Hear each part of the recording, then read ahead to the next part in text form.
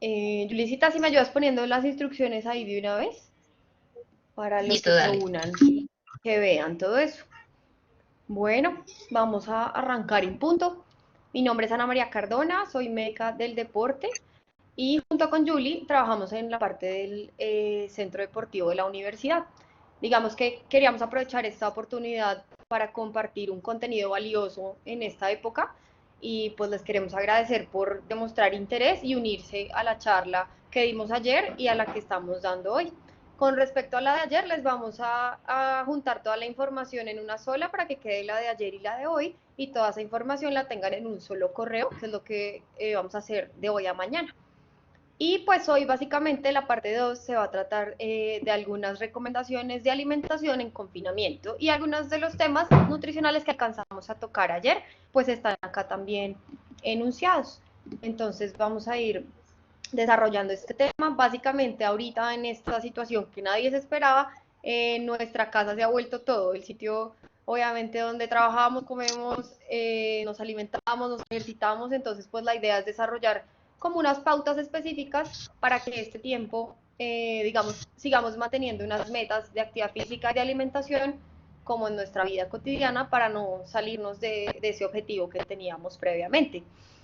Pues la nutrición juega un papel muy importante tanto para mantener la salud como para cuidar la parte del bienestar. Dentro de esa parte de la salud, obviamente nosotros consideramos el peso, pero no es la variable más importante, sino en ese caso entran también toda la parte de la condición física, de las defensas, del mantenimiento de una adecuada barrera de protección frente a diferentes infecciones, dentro de ellas el coronavirus obviamente hace parte de este grupo.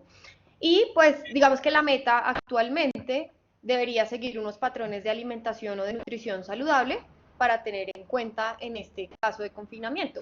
¿Eso qué quiere decir? Digamos que nosotros tenemos varios factores que entran a definir qué es una alimentación, digamos, adecuada. Normalmente tiene que ser completa y eso quiere decir que aporta todos los nutrientes, eso incluye carbohidratos, proteínas, las grasas, obviamente las macro y micronutrientes. Debe ser equilibrada y eso quiere decir que maneje porciones adecuadas de alimentos de cada uno de los grupos y que el objetivo final sea mantener la salud. Debe proveer suficiente energía y los nutrientes en las cantidades adecuadas para suplir nuestro metabolismo basal y si se hace ejercicio, obviamente un extra para esas metas de actividad física que nosotros tenemos. Debe ser adecuada para mi grupo de edad, mi sexo, mi género y que se ajuste además a los gustos, a las preferencias alimentarias que yo tenga y a los recursos económicos con los que cuente. Debe ser diversificada y eso quiere decir que incluya diferentes grupos de alimentos y que se cumplan esas necesidades nutricionales y debe ser inocua, que quiere decir que está libre de los contaminantes y de sustancias tóxicas que puedan afectar en este caso la salud. Otra de los ítems que la Organización Mundial de la Salud incluyó en esta definición de una nutrición adecuada es que además controle la cantidad de calorías en total para que se mantenga un peso saludable y pues como una prevención de enfermedades cardiovasculares. Debe ser moderadas en grasas, en azúcar y en sal, que son como las características generales. Eso es una información como muy grande, la idea es que nosotros podamos decir, bueno, qué quiere decir todos los nutrientes y digamos que eso es lo que vamos a desarrollar en lo que sigue de la charla. ¿Qué debemos incluir? ¿Qué es lo que debemos como aumentar en estas épocas? Básicamente son las frutas y verduras, que ambas son fuentes de vitaminas y de minerales y deben estar presentes en la mayoría de las comidas. La idea es que frutas y verduras sea algo muy colorido, de diferentes gamas de colores, porque cada color nos está indicando como un aporte de vitaminas y de minerales diferentes. Entonces la idea es que completemos siempre una gama muy diversa de colores.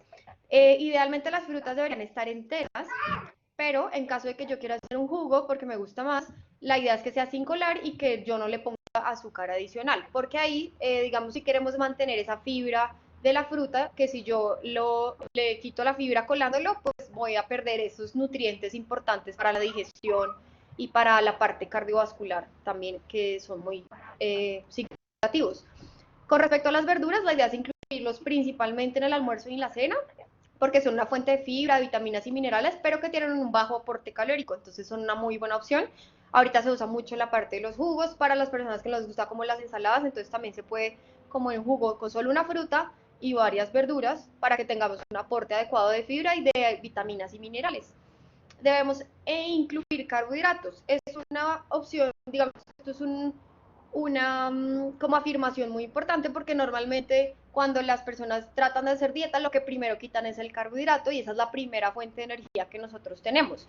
Obviamente eso depende de la meta que yo tenga, pero en general deberíamos incluir un carbohidrato que tenga como una buena un índice glicémico, que es lo que llamamos nosotros. Eso quiere decir que tenga fibra, que se absorba lentamente para que no me eleve el azúcar. En ese caso están los plátanos, la racacha, la papa pues en una cocción adecuada, la yuca, las batatas, la calabaza, todo ese tipo son carbohidratos. Ya vamos a hablar de otro tipo de carbohidratos, pero estos son los que más deberíamos aumentar en este momento. Algunos lácteos obviamente porque nos aportan calcio y proteína, pero la idea es que sean descremados porque así le quitamos la grasa. Descremados es diferente a deslactosados. Entonces, si yo sufro además, digamos, de alguna condición de alergia a la lactosa, la idea es que sea descremado y deslactosado, pero lo más importante es que vaya a ser descremado en estos casos para no exceder el requerimiento y el consumo de grasas actualmente. Y quesos en su mayoría que sean frescos, porque los maduros y muy duros y muy densos tienen un contenido más elevado de sal y de grasas también. Con respecto a las proteínas animales, si se incluyen en la dieta, la idea es que sean bajas en grasa, cortes magros, por ejemplo el pollo, el pescado y el cerdo pues en sus cortes más magros. Veo algunos embutidos de manera ocasional porque obviamente tienen un contenido alto de grasa y de sodio, pero hay unos que ya vienen con la información nutricional que son bajos en grasa y bajos en sodio, entonces la idea es incluir estos dentro de nuestra canasta familiar. Algunos alimentos semiperecederos, que este es el segundo grupo de carbohidratos de los que íbamos a hablar hoy, que son los buenos, por ejemplo, cereales como el arroz, la pasta, la avena y la harina. La idea es que nosotros tratemos de que todos estos cereales sean integrales, porque van a tener un mayor aporte de proteína y de fibra que nos ayuda a ese carbohidrato y esa elevación del azúcar en la sangre. Leguminosas y frutos secos como la arveja, la lenteja, el frijol, los garbanzos, nueces, almendras y pistachos, porque tienen un alto contenido de proteínas y también de grasa buena y de fibra. Adicionalmente, algunos aceites como las grasas saludables, como el aceite de oliva, de maíz, de canola, el café, té, infusiones, algunos enlatados y especias, y algunos derivados del azúcar, siempre teniendo en cuenta que van a ser usados pocas porciones, como algunos edulcorantes, la panela o el chocolate, en preferencia amargo, que era una de las preguntas de las que ayer hablábamos. ¿Qué quiere decir amargo? Que sea por encima del 60% de su contenido de cacao y que tenga un bajo contenido de azúcar, que son los que nos van a aportar como esa saciedad de algo dulce, pero sin elevar el consumo de azúcares en la dieta. Muy importante las grasas saludables como el salmón, pescado como la trucha que se siembran acá cerca y tenemos como un acceso a ellos, el atún, el aguacate, nueces, almendras, el huevo, el coco y el aceite de oliva y las aceitunas pues aportan no solo grasa buena, sino fuentes de proteína que nos van a ayudar además a la saciedad. Entonces la idea es que tengamos estos también en nuestra despensa. Por el otro lado están los alimentos que yo debería tratar de reducir. No quiere decir bloquear o prohibir el consumo, quiere decir que digamos que los vamos a incluir solo una vez a la semana, como una situación ocasional, como un evento especial, si hay algún cumpleaños ahorita pues lo estamos celebrando en la casa, y la idea es que sea ese 10% de mi dieta donde yo puedo tener un poquito más de flexibilidad. Por ejemplo, los ultraprocesados, si son harinas refinadas y ricas en azúcar y grasa, pues obviamente la idea es que las porciones sean pequeñas y tener un consumo ocasional. Las bebidas azucaradas, si nosotros tratamos de reducirlas digamos, en la mayor cantidad, porque son bebidas que nos aportan calorías, pero vacías, sin ningún nutriente. Entonces la idea es que yo voy a tener que gastar esas calorías de alguna manera, entonces sigo aportando esas calorías de una manera repetitiva, pues ahí voy a tener un problema con el consumo excesivo del azúcar. Aquí hay una pregunta frecuente, ¿qué pasa con las que no tienen azúcar, las que tienen edulcorantes? Digamos que se puede, pero no todos los días porque ese estímulo del azúcar, aunque no sea azúcar de verdad, como mis papilas sí lo sienten y están mandando un mensaje al cerebro, igual yo voy a hacer una elevación de la parte de la insulina. Entonces, si lo hago todos los días, voy a tener un estímulo crónico en elevar la insulina cada vez que yo me consuma una bebida de este tipo. Entonces, lo mismo, dejarlas como un consumo ocasional que no sea de todos los días. Grasas de fuente animal o alimentos para fritar en pequeñas porciones y una vez máximo a la semana. Hojaldres o panadería, carnes o jamones madurados que tengan un alto contenido de grasas y de sales, por ejemplo, la tabla de quesos y jamones que a veces uno utiliza para eventos especiales, hay que dejarlo así, de consumo ocasional y no muy frecuente. Ayer hablábamos un poquito del alcohol.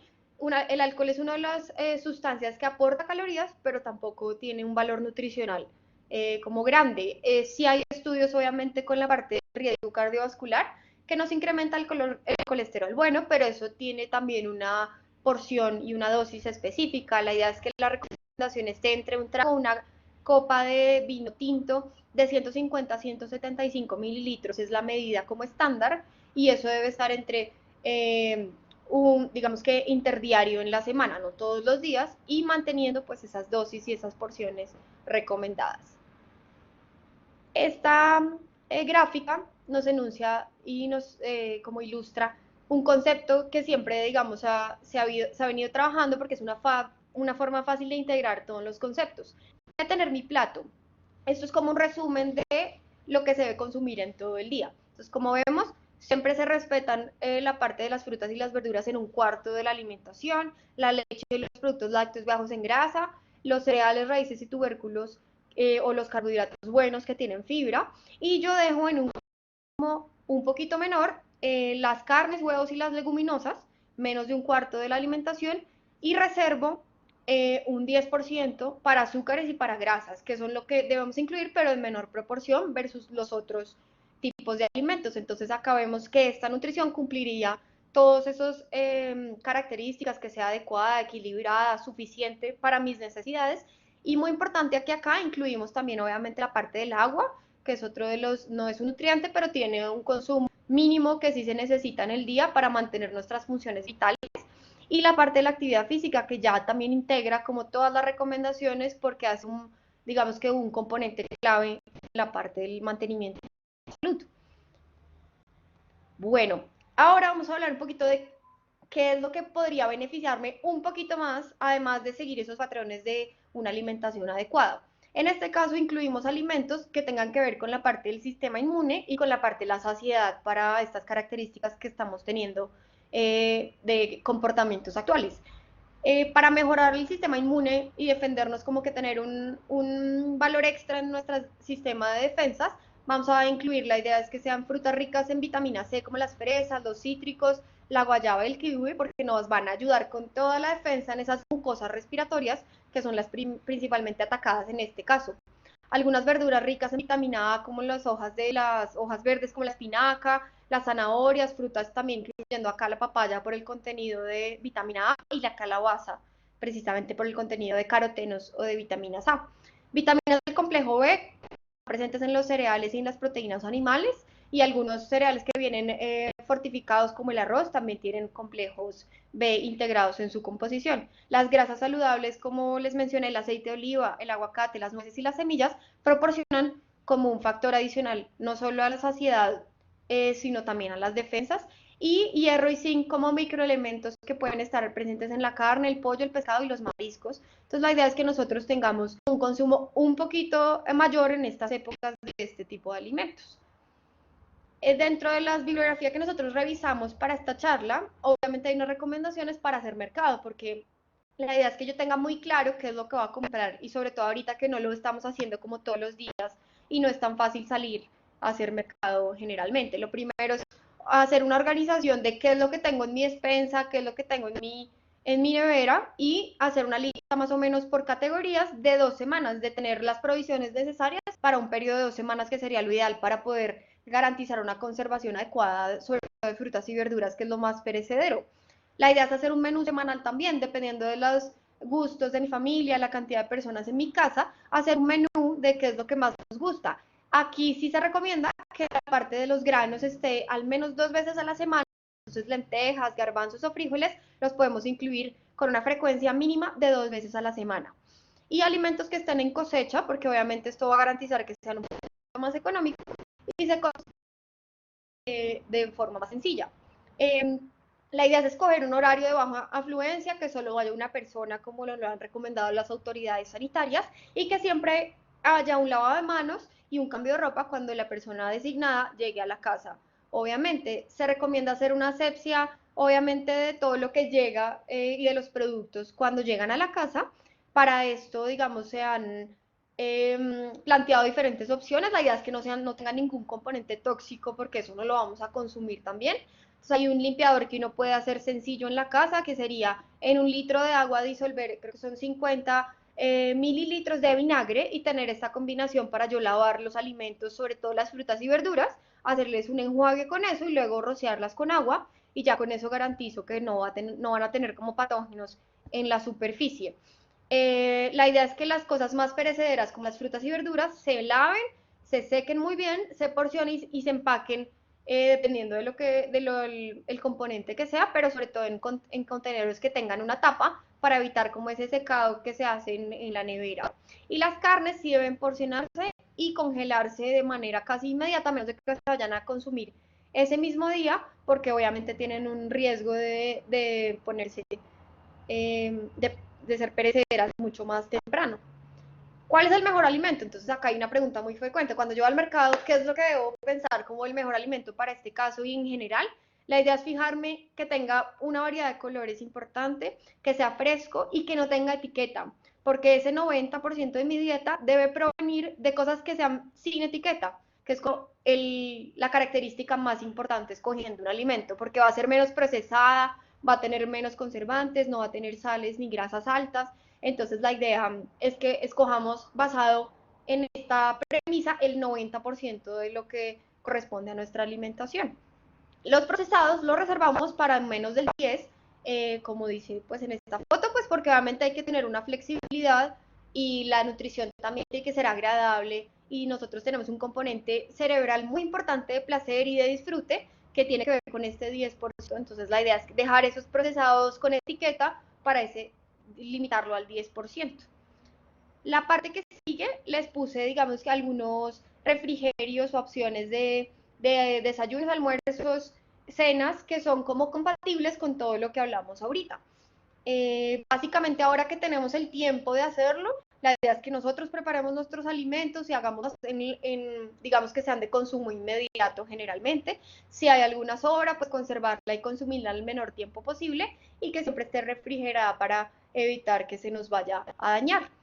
¿Qué debe incluir un desayuno completo? Si yo estoy acostumbrada a desayunar, pues porque es la primera comida del día y me aporta energía, la idea es que siempre tenga una proteína, que se las dejé acá como 3 opciones, la 1, la 2 y la 3. Esa proteína incluye el huevo o un lácteo como la leche descremada o el yogur griego, que es uno de los componentes de lácteos que les mencioné que más proteína tienen, pero con bajo contenido de grasas.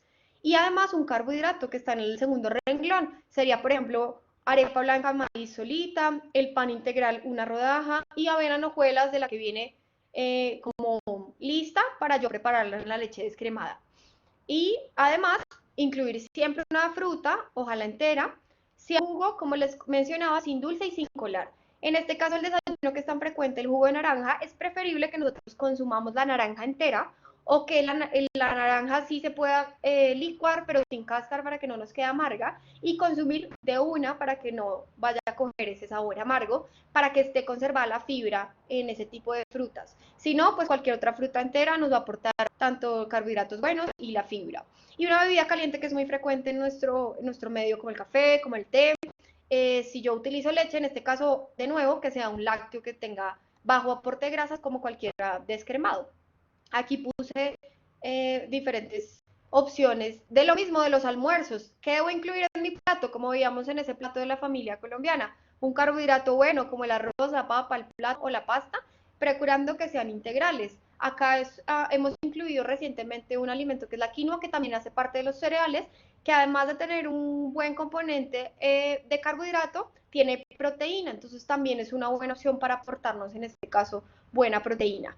Luego pasamos a las proteínas animales o vegetales, como el pollo, la carne, el pescado, y los granos, que veía que se deben reservar en una porción de menor a un cuarto del plato. Ensalada fresca y verduras cocidas, en ese caso no habría, digamos, que una restricción en la cantidad de ensalada o en la cantidad de verduras, siempre y cuando estén equilibrados los otros grupos, pero sí habría un límite en los alimentos que tengan grasas, así sea buena, como por ejemplo el aceite de oliva, aunque sea saludable, no quiere decir que yo puedo poner una porción gigante en las ensaladas ni a la hora de cocinar, porque igual me están aportando grasas. Si mi meta es mantenerme, si mi meta es como tratar de mantener esta composición que tengo ahorita. La idea es controlar esas porciones de grasa, aunque sean buenas como el aguacate o las nueces, que ahorita vamos a hablar un poquito más de ellos en los refrigerios. Y siempre tratar de que haya una porción de fruta entera o el jugo con las condiciones que les mencionábamos, sin colar y sin azúcar. Aquí puse tres ejemplos gráficos que obviamente es más fácil verlos. El primero que es muy frecuente en nuestra, digamos, en nuestro medio como un bowl que tenga todo lo que hablábamos, el carbohidrato, en este caso sería la quinoa, la proteína que hay dos fuentes, la animal y la vegetal, y frutas y verduras alrededor.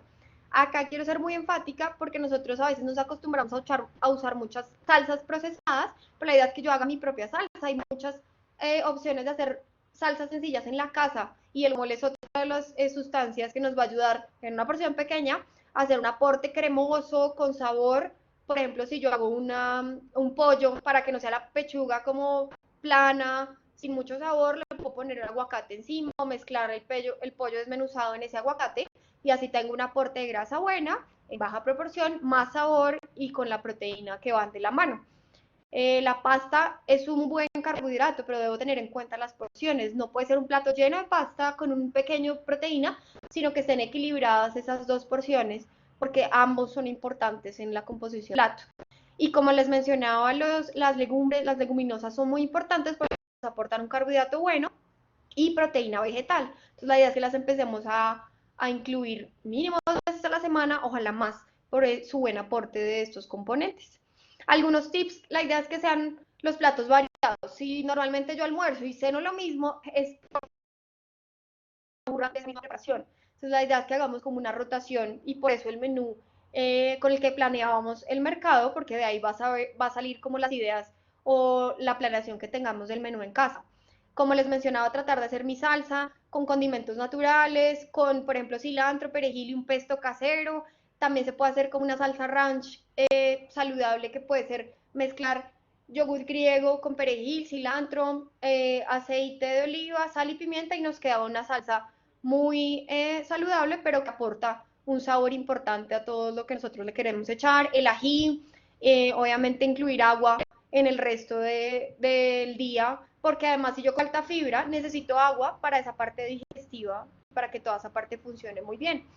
Como les mencionaba, hay que cuidar las porciones de las grasas buenas. Si yo incluyo aguacate en una comida principal, la idea es que sea un cuarto del grande o medio del pequeño del has, porque esa es la porción como recomendada para no exceder el consumo de grasas adicionales. Lo mismo con el maní, las nueces y las almendras, que si yo las utilizo en una porción de 30 gramos, que más o menos eso es un puñado, que eso es lo que me voy a comer por porción.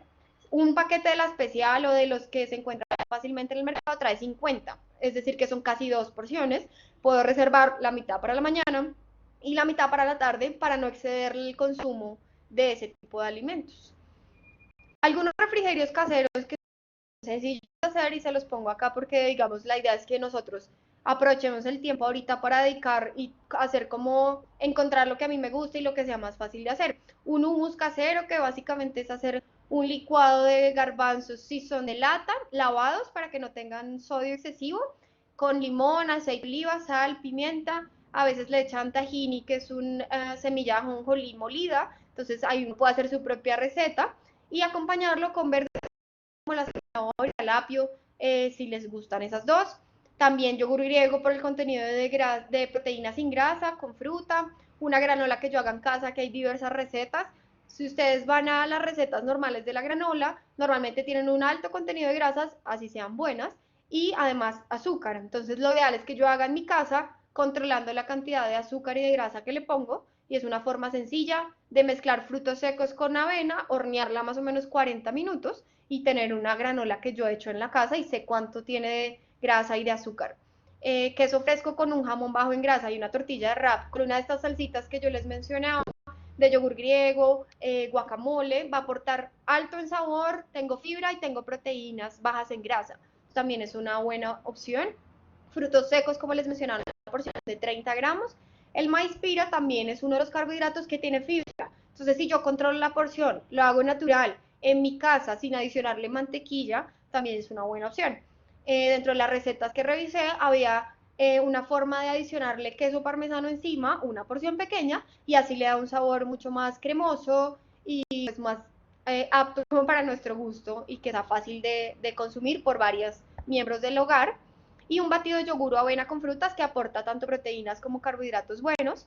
Si tengo ganas de algo dulce como después del almuerzo, ahí es donde recomendaríamos como un cuadrito de chocolate oscuro, como hablábamos más del 60% de cacao, con bajo aporte de azúcar, nos va a quitar esa sensación de querer algo dulce, pero sin aportarnos tantas calorías. Aquí les pongo gráficamente varios ejemplos de los que decía. El maíz pira a veces, obviamente como es un carbohidrato, estaba catalogado antes como de lo malo, pero como decíamos, hay que mirar siempre el contenido de fibra que tenga y las porciones. Entonces es una buena opción para tomar en una porción pequeña. Para la cena, la idea es que sea un alimento que tenga todos los grupos principales, pero que sea una porción pequeña.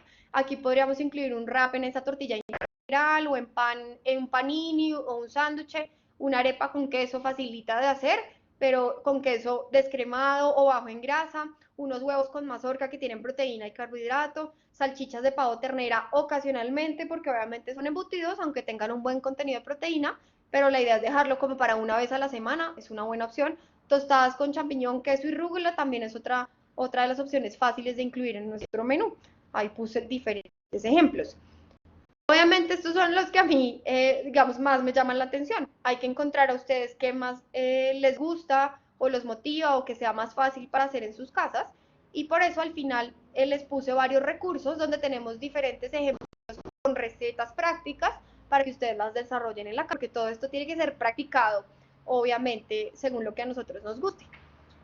Dentro de lo que hablamos ayer, importante para diferenciar era si yo tengo hambre y estoy picando más o es por un componente ansioso, o pueden ser los dos también. Entonces, en este caso, ahí involucramos un concepto de alimentación consciente, y es que siempre que yo vaya a alimentarme, debo sentarme, tomarme el tiempo necesario, como que no contar el número que yo de veces que hago mordiscos, pero sí tomarme el tiempo para hacer esa primera parte de la digestión que está en la parte oral, involucrar también el consumo de agua, porque a veces uno tiene sed y también se confunde con el hambre y la ansiedad, y esto nos ayuda a bajar ese componente ansioso. Y siempre optar por una opción que tenga alto en proteína, porque la proteína tiene un efecto de saciedad a nivel gástrico que manda un mensaje directo al cerebro y nos va a ayudar a bajar esa ansiedad de comer y comer y comer. ¿Qué tiene alta proteína? Los granos. Entonces ahí está el hummus de nuevo, que yo les decía que pueden hacer en su casa fácilmente. El griego, que tiene alta proteína, o los quesos frescos, que también tienen un alto contenido de proteína con bajita grasa. Y les puse acá una fuente importante que está dentro de las referencias consultadas, que se llama Cien Nutrición. Y nos pusieron varios ejemplos en las porciones que ayudan a reducir la ansiedad. Entonces van a encontrar diferentes fuentes de granos que tienen proteína y grasa buena, como los marañones, las almendras, las nueces, la trucha que tiene proteína y grasa buena, algunas semillas de chía o linaza que también son fuentes de colesterol bueno, o el salmón, y algunas fuentes de magnesio como las papas, el maní, los frijoles y las espinacas, que también tienen un efecto positivo en la saciedad a nivel cerebral. O sea, ahí les dejé más o menos cuánto es la porción para yo poderlos incluir y ayudar al cerebro a mantener esa ansiedad controlada. Respecto, obviamente, a lo que hablamos ayer, es muy importante cómo conjugar estos conceptos de nutrición con la actividad física que yo hago o lo que empecé a hacer. La idea es nosotros tener un objetivo en específico, que en este caso podría ser mantener mi estado físico o lograr un estado físico un poquito más alto y mantener la masa muscular, porque es el componente principal del metabolismo basal. Es decir, las calorías que yo consumo en el día para mantenerme dependen directamente de esa masa muscular. Entonces es uno de los componentes más importantes que yo voy a ir a cuidar en estos momentos de confinamiento. Como les decía ayer, la rutina debe incluir un poco de cardio para estado físico y un énfasis en trabajo de masa muscular para hacer este proceso del metabolismo basal y mantenerlo alto. Y la idea es siempre incluir un refrigerio post-entrenamiento, que se parece mucho a los snacks o a los refrigerios que les puse ahí. Nosotros en el centro deportivo siempre les mandamos a los usuarios unas recomendaciones de qué debe incluir su refrigerio post entrenamiento. Debe ser consumido en esa primera hora después de haber hecho ejercicio, porque es donde más se absorbe la proteína. Y tiene que tener una proteína, pero acompañada de un carbohidrato de buena calidad que mejora la absorción de la proteína en completo. Entonces aquí les pusimos varios ejemplos. Un sándwich o un wrap en un pan o en tortilla integral puede tener jamón y queso, atún, pollo o huevo, Como les decía, el yogur griego tiene alta proteína, baja grasa, y lo combino con un carbohidrato como la avena o la fruta, un queso pera con fruta, galletas integrales con atún, lo mismo del hummus con una pita o un pan integral, y un batido de proteínas que sí se utiliza frecuentemente en el ambiente de los gimnasios, pero la idea es que yo revise bien qué tiene mi proteína. Normalmente tiene que venir la proteína con un poco de carbohidrato, o pueden ir sola y yo le agrego el carbohidrato como la leche descremada, como avena o como fruta. Entonces ahí les pusimos toda esa información para que tengan diferentes opciones.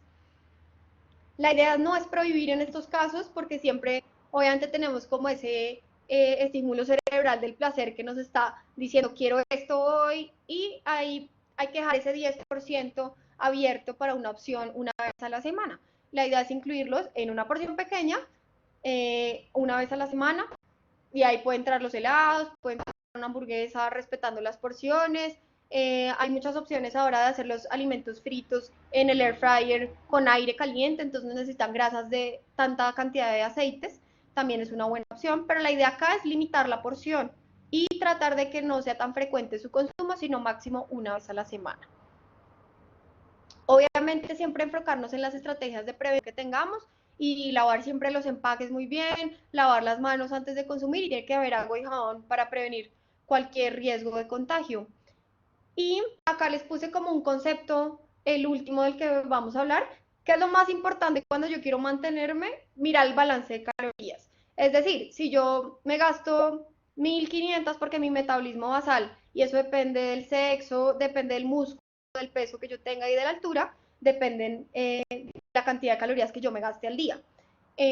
Lo que más importa es cuántas me comí en el día, entonces no tanto fijarnos cuántas comidas hice en el día, sino la cantidad de calorías que me comí en el día. Eso es lo que va a tener un impacto en el balance de calorías y en la meta que yo tenga de mantenerme, perder o subir. Si yo quiero subir masa muscular, tiene que haber un balance positivo. Debo comer más de lo que necesito, porque necesito esa energía para hacer una síntesis proteica. Y ahí es donde entraría ese refrigerio post-entrenamiento, y sumar que todas las comidas nos hagan un poquito de balance positivo. Si por el contrario quiero perder, hay que hacer un balance negativo, y eso quiere decir aumentarle a las porciones de alimentos que son bajos a nivel calórico, las frutas, las verduras, y la proteína generalmente, y disminuirle al resto de alimentos que son altos en calorías, pero no quitarlos. La idea es nunca quitarlos, porque todos, el carbohidrato, las grasas y las proteínas, tienen una función específica y se necesitan los tres macronutrientes en el día. Como les decía, la forma de mantener mi metabolismo alto es hacer ejercicios de fuerza, es moverme en el día. Pero si yo peso más mañana de músculo de lo que pesaba hoy porque hice un entrenamiento, voy a generar un gasto simplemente por estar quieto. La idea es moverme, pero simplemente por estar quieto ya voy a gastar un poquito más de calorías. Y la idea es apuntarle a eso, a tener un metabolismo un poquito más alto en reposo, para que en este caso la parte de las calorías que yo me consuma vaya a estar en un equilibrio ideal. Y como habían algunas preguntas ayer del ayuno, digamos que lo que se ha visto a nivel científico, estudiando grandes grupos poblacionales, es que tiene un efecto positivo en perder peso, pero generalmente no se clasifica, o sea, qué es peso de grasa, es peso de masa muscular. Normalmente se pierden de los dos. Entonces la idea es que yo debo tener muy claro qué es lo que quiero hacer con ese ayuno, para poder mantenerlo en un largo periodo de tiempo y poder alcanzar esos efectos metabólicos. Por ejemplo, ¿qué sería un caso ideal? Como si yo voy a una competencia, tengo en, no sé, 4 meses un matrimonio en la playa, que ahorita pues eso debe estar postergado, pero es como la meta a la que uno puede aspirar con el ayuno para bajar el porcentaje de grasa corporal. Eso sería para lo que se utilizaría en este caso, pero no es recomendable en el confinamiento, porque yo debo mantener ese ayuno mucho tiempo, y no es una forma fácil a nivel cultural dejar de comer 12 horas en el día. Entonces la idea es irlo como haciendo de manera progresiva según la meta que yo tenga, así como a grandes rasgos. Y bueno, no sé si aquí les dejé en la parte final todos los recursos que se utilizaron para realizar esta charla, y a los que ustedes pueden tener acceso, y algunas recetas importantes para que practiquen todo esto que dijimos de las salsas caseras, ahora que tenemos el tiempo, y para que sepan qué ingredientes se necesitan para incluirlos en su mercado. Y acá Anita, utilizamos también, dime. Anita, aprovecho que estabas hablando del ayuno, había una pregunta de el ayuno relacionado con la respuesta del sistema inmune, si la quieres ampliar un poquito. Ok. Hemos visto, digamos que en los estudios, eh, muchos efectos a nivel metabólico y eso quiere decir que afecta el cortisol, lo que hablábamos ayer, todos esos ejes metabólicos que incluyen a la insulina.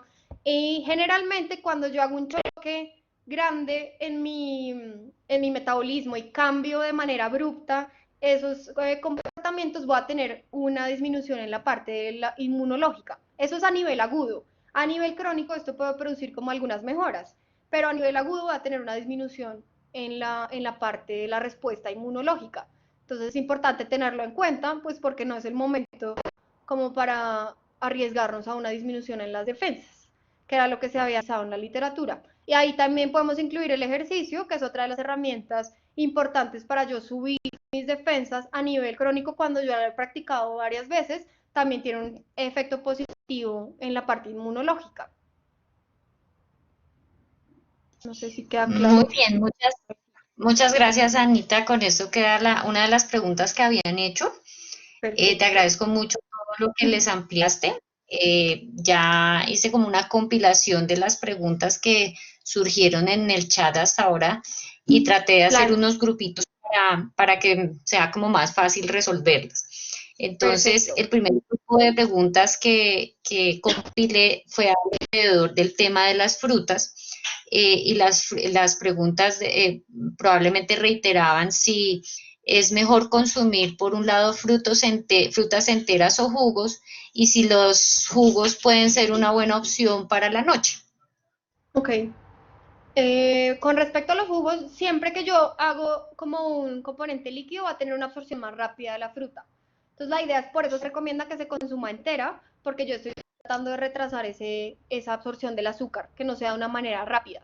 Aunque en el jugo, si no está colado, preserva la fibra, también tenemos que tener en cuenta que obviamente va a tener una absorción más rápida que si es una fruta entera. Entonces, siempre que se pueda, es preferible entera.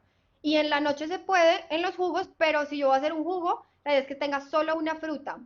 Puedo hacer una mezcla de verduras y frutas, las verduras generalmente las que yo quiera, pero solo una fruta para limitar el aporte de azúcar porque se va a aumentar la parte del azúcar. Como les decía en la noche o en la mañana, ¿qué cambia? Que el cortisol no está tan activo y mis, digamos, sistemas activadores no están tan altos, pero yo igual sigo metabolizando los alimentos de una manera adecuada. Lo único que pasa es que voy a tener una mayor cantidad de calorías si consumo más carbohidratos, y esto incluye las frutas, en la noche. Entonces la idea es, por eso, reducir una porción más pequeña en la noche, pero es que no es que no se puedan consumir en la noche, sino que las porciones deben ser más pequeñas. Gracias, Anita. Otro como grupo de preguntas importantes está relacionado, supongo que son preguntas acerca de personas que tienen hábitos vegetarianos o hábitos sin consumo de ningún tipo de alimento de origen animal. Uh -huh. Lo que nos preguntaban las personas era que si no se consume lácteos, ¿con qué se puede reemplazar? Si sirven las leches vegetales para reemplazar los nutrientes que nos pueden dar los lácteos, por un lado. Ok. El segundo, también con respecto a leche, es si existe la misma cantidad de calcio, si la leche es entera, semidescremada o descremada. Y si estas leches que son descremadas o deslactosadas tienen muchos químicos como para no poder recomendarlo. Ese es como en el grupo Ok. de lácteos. Listo. Con la parte del aporte nutricional de las leches vegetales, a nivel de la soya, nosotros hemos encontrado que cuando yo comparo la leche de vaca, la leche de soya, la leche de almendras o de cualquier otra nuez, la de soya es la que me aporta proteínas, como en un rango comparable a la leche de vaca. ¿Sí? Entonces podría tener un aporte similar. En calcio también tiene un aporte de calcio similar.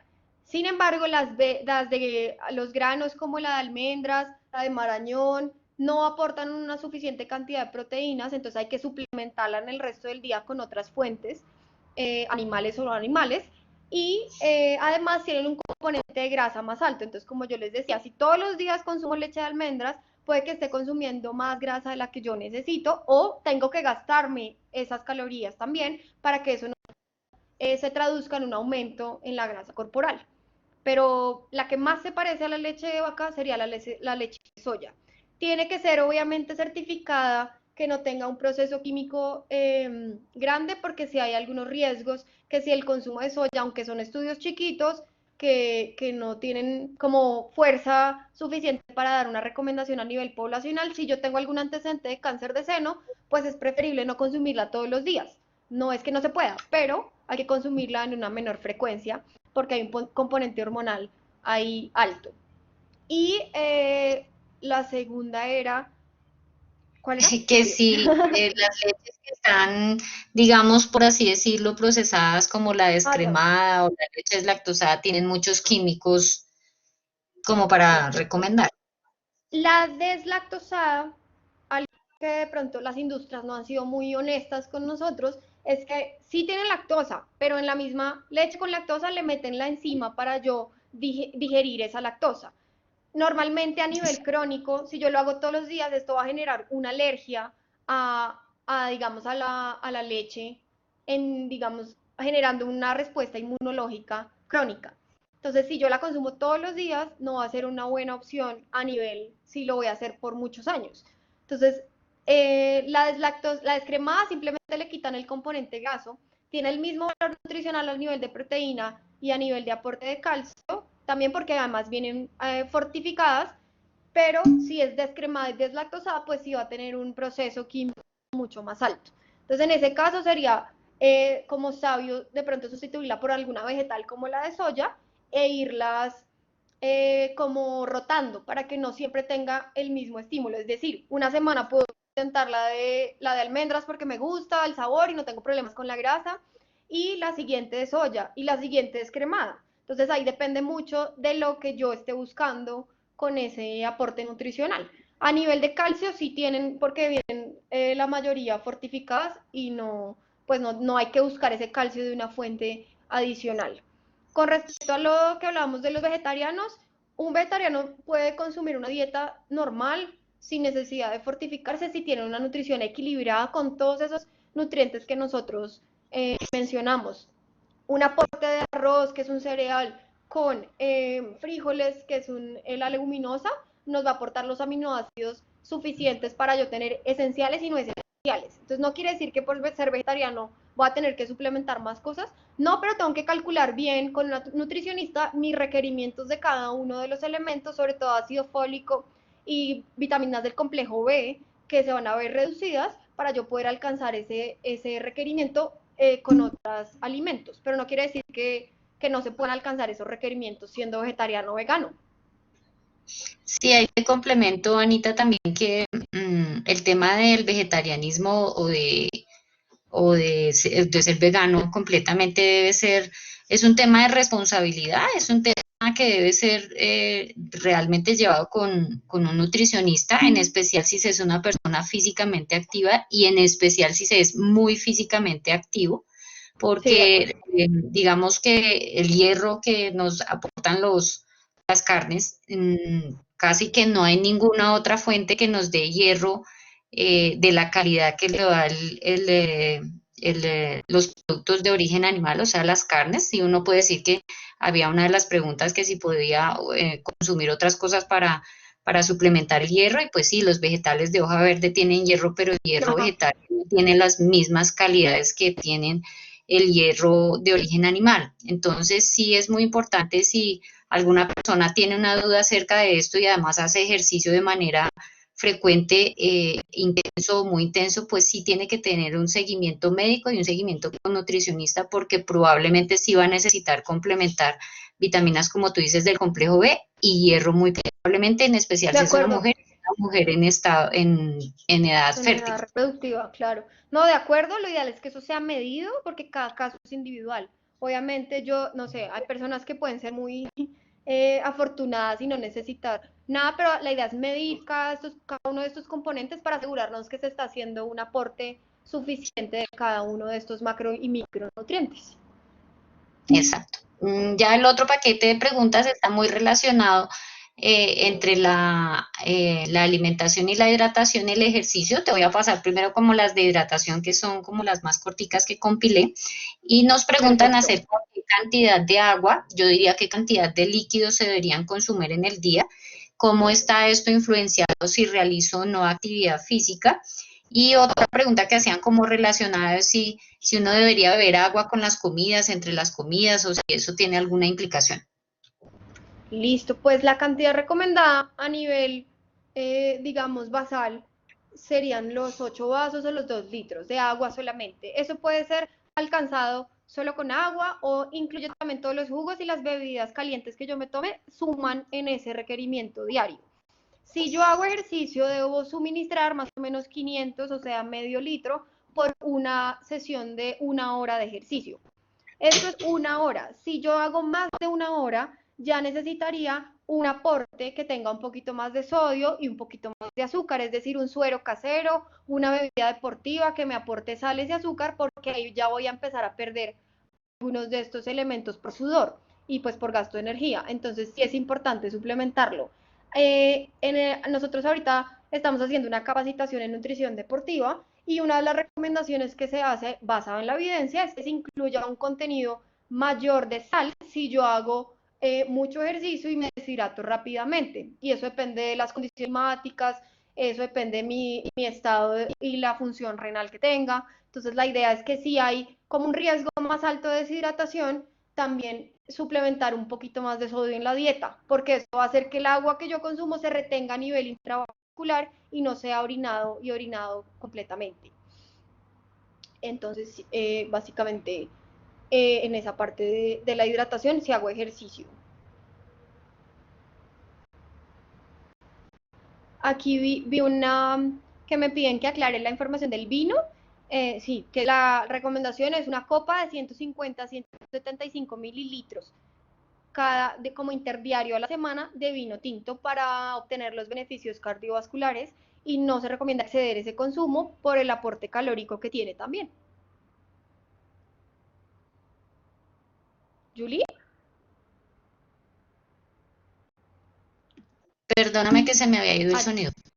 no, otra. El otro grupo de preguntas con respecto a ejercicio y alimentación es como un grupo que preguntan acerca como todos esos mitos que escucha uno en consulta de si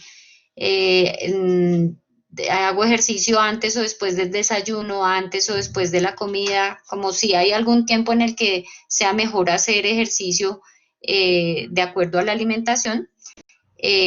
Algo de lo que hablaste también en la charla, tal vez para que lo amplíes un poquito o le vuelvas a hacer check a qué comer después de entrenar Perfectísimo. o qué comer antes de entrenar. Listo. Bueno, de los estudios que han mostrado, digamos, evidencia de hacer ejercicio menor a 1 hora, si es menor a 1 hora y una intensidad moderada, uno lo puede hacer en ayunas. ¿Eso qué quiere decir? Que si yo estoy entrenado y he intentado hacer eso y no me maluqué, no me sentí mareada, no sufro de algún trastorno de la glicemia, pues puedo hacer 1 hora sin necesidad de un ejercicio. Uno puede tomar café como para tener ese impulso energético sin necesidad de comer algo si la duración del ejercicio es inferior a 1 hora. Cuando ya vamos a hacer una sesión más larga que incluya cardio y que incluya fuerza, sí es importante consumir algo antes de entrenar. Para antes de entrenar se recomienda algo que se digiera rápido. En ese caso sí sería importante una fruta, un jugo o un carbohidrato de absorción rápida que no me llene, porque si voy a quedar muy lleno, también toda la parte circulatoria se va a ir a la región gastrointestinal y pues nos vamos a sentir súper llenos, con náuseas, entonces la idea es evitar esas complicaciones con la alimentación. Y segundo, para después de entrenar, como es un momento donde el metabolismo está acelerado y yo voy a tener, si hice ejercicio de fuerza, una tendencia a necesitar ese requerimiento de proteína de manera inmediata, o sea, en la primera hora después de hacer ejercicio, la idea es que ese refrigerio que yo consuma tenga una proteína acompañada de un carbohidrato que mejora la absorción de esa proteína. Entonces aquí hablamos de refrigerios comunes como, por ejemplo, un banano, que sería el carbohidrato, y un queso pera, que sería la proteína. Entonces es una buena opción. O un yogur griego con avena o granola hecha en casa, que es otra buena opción. O ahí podríamos utilizar alguna de las bebidas proteicas que ya vienen sintetizadas, que como les decía, tiene que tener un carbohidrato también. Entonces yo puedo hacer la mezcla, utilizar un scoop de la proteína, que son más o menos 25 gramos por porción de proteína, y juntarlo con un carbohidrato como el de la leche descremada, como el del yogur o como el de una fruta. Y ahí tenemos como un sustituto de proteína que nos va a aportar lo que necesitamos tanto en carbohidratos como en proteínas. En la hora del Ok, día, eso Anita. sí depende mucho de la preferencia de cada persona. Digamos que no se han visto efectos que si lo hago más por la mañana, pues me funciona más. Eso depende de uno, qué tipo de persona sea. Si yo soy súper madrugador y mi cortisol está súper elevado en la mañana, pues probablemente va a ser más fácil para ti hacerlo a esa hora. Pero si por el contrario, por la noche es donde más tengo mi hora productiva, mi hora de energía, pues está bien que lo hagas en la noche, pero sí hay que tener en cuenta que esa activación simpática del ejercicio puede generar que tu inicio del sueño se demore un poquito más. Entonces tienes que hacerlo como al menos 2 horas antes de la hora pensada para dormir porque puede haber una alteración de la parte del sueño. Ok, Anita. El siguiente grupo de preguntas está como relacionado con cocciones y como con productos para utilizar diariamente. ¿Hay alguna Sí, pregunta relacionada con que si las sopas son o no son buenas y si se pierden o no se pierden nutrientes cuando se hacen sopas? ok. Si estaría bien comer algo dulce después de las comidas, ya que algunas personas reportan que están sufriendo un poco de ansiedad y podrían sentir la necesidad de consumir algo dulce. Ok. Y si hay algún tipo de harina, como las harinas de maíz blanco, las harinas, esas que encuentra uno de marca, que presenten algún tipo de problema, la preguntan como si es dañino, que Ok, pues no creo mucho en el tema. Dale. listo. Bueno, con respecto a la parte del dulce, la recomendación que yo les haría, aparte del chocolate, si no sé, no me gusta porque es muy amargo, la fruta es una buena opción para saciar como esa necesidad de algo dulce. La fruta obviamente es un carbohidrato, se absorbe rápido, va a tener como un estímulo rápido, obviamente, en generar esa saciedad de algún componente dulce. Normalmente los frutos rojos tienen un buen aporte de azúcar, entonces las fresas, las frambuesas, los arándanos van a dar esa sensación de dulce sin necesidad de que sea un alimento altamente calórico. Una de las recetas que les recomendaría en uno de los blogs que les puse es hacer un mousse que sería vegano porque no tiene huevo. Entonces yo lo que hago es mezclar un aguacate que esté maduro con un banano que sería mi fuente de dulce, cacao en polvo que no tiene azúcar y media cucharadita de miel que le da esa sensación de dulce y es un postre que si yo me lo como en una porción pequeña, pues voy a tener la saciedad sin un aporte calórico grande con respecto al azúcar. Con respecto a las sopas que tú me decías, cuando normalmente la sopa que estamos acostumbrados acá, el sancocho, tiene un aporte de carbohidratos muy alto. Entonces, si es una sopa así, es preferible uno reemplazarlo con alguna otra pues sustitución. Por ejemplo, las cremas caseras, eso sí deben ser hechas en casa porque las de sobre, lo mismo, tienen un componente de sodio y de grasas alto. Entonces no se recomienda, sino que yo la haga en mi casa.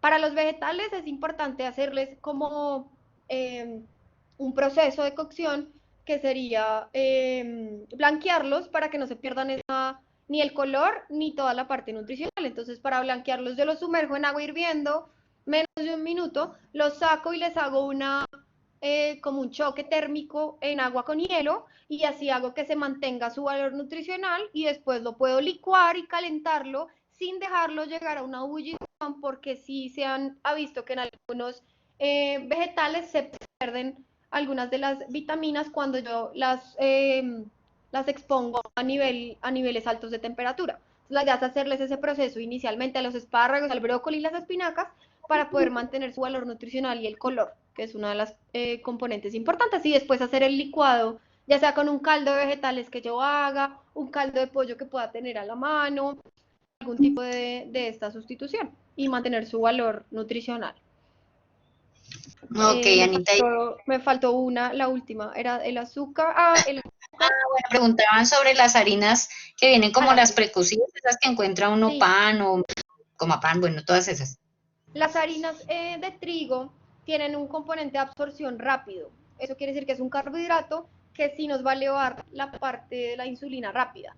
Entonces no es que sea mala si yo me la consumo en porciones pequeñas y de manera ocasional, pero si lo hago todos los días, sí va a tener ese componente de estimular el eje de la insulina todos los días.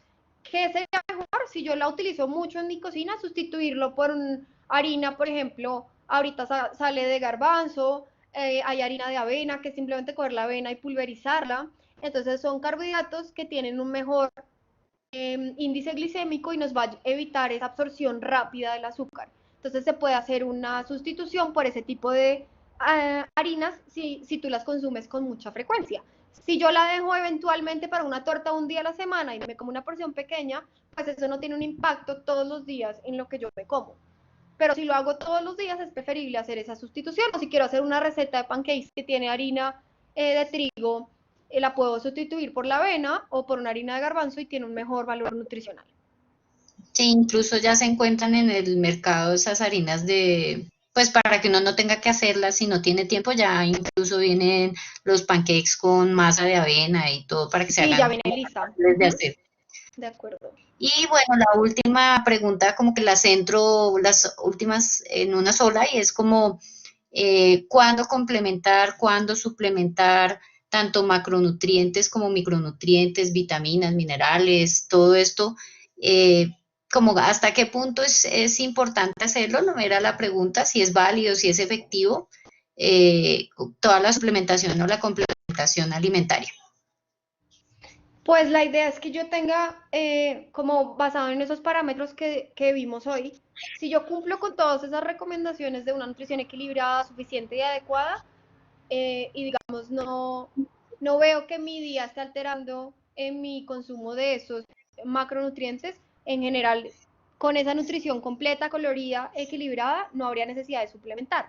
Si por el contrario soy un atleta de alto rendimiento que no alcanzo a cumplir mis necesidades con la dieta general y estoy buscando una forma de meter comidas más calóricas en un periodo corto de tiempo, sí se sugeriría el apoyo nutricional. Si además soy vegetariano o vegano y no tengo claro si cumplo mis requerimientos de macro y micronutrientes, también se recomendaría tener la asesoría de una nutricionista para que te dé esas pautas ya en práctico, porque nosotros acá las damos en teoría, pero la idea es que esto se va a la práctica con el peso, la cantidad de actividad física que tú haces, lo que te gusta comer, entonces todo eso sí requiere una individualización de la parte nutricional que generalmente lo haría una nutricionista. Nosotras damos, como decía Julie en el chat, información general que generalmente sirve para la población normal, entre comillas, pero hay casos externos que ya se salen de estas recomendaciones y en esos casos son los que necesitaríamos suplementar bajo la asesoría de exámenes médicos que hagamos nosotros y una remisión al nutricionista que le pueda cuadrar bien la dieta en el día. Bueno, Anita, gracias. Creo que con eso terminamos. Ese punto final que tú dices es muy importante. Estas charlas que damos están diseñadas para la población general, población que normalmente no tiene enfermedades o población que tiene enfermedades que no son complicadas. Hubo algunas preguntas de algunos casos específicos que yo les recomiendo que pues sea una consulta personal porque son cosas ya individuales en las que hay que evaluar cosas diferentes y muy probablemente van a necesitar una evaluación por nutricionista, que es un servicio que no contamos, con el que no contamos en la universidad y probablemente tengan que acudir a un nutricionista de su EPS o de su prepagada o una consulta particular. Perfecto, sí, también vi un comentario de eso que sí podíamos sugerirles. En los recursos que nosotros mandábamos al final de la presentación hay diferentes nutricionistas, grupos acá en Bogotá y uno en Cali que tienen consulta online. Entonces ahí les podemos sugerir esas profesionales que digamos sí conocemos que se basan en la evidencia y tienen una buena práctica basada en eso. Bueno, muchas gracias, Anita. A todos, muchas gracias. Gracias a todos por la asistencia y la atención de hoy. Les recomendamos su opinión en la encuesta. Muchas gracias. Y les recomendamos que estén pendientes para cuando publiquemos los recursos que dice Ana que van a ser las dos grabaciones y los recursos que asociados que aparecerán ya después de mañana cuando tengamos los links de los enlaces de las grabaciones, pues buscaremos la forma de que se haga públicos, probablemente a través del Facebook del Centro Deportivo, de la Decanatura, y no sabemos de qué otra forma lo podamos hacer dentro de los recursos de información de la universidad. Gracias. Gracias.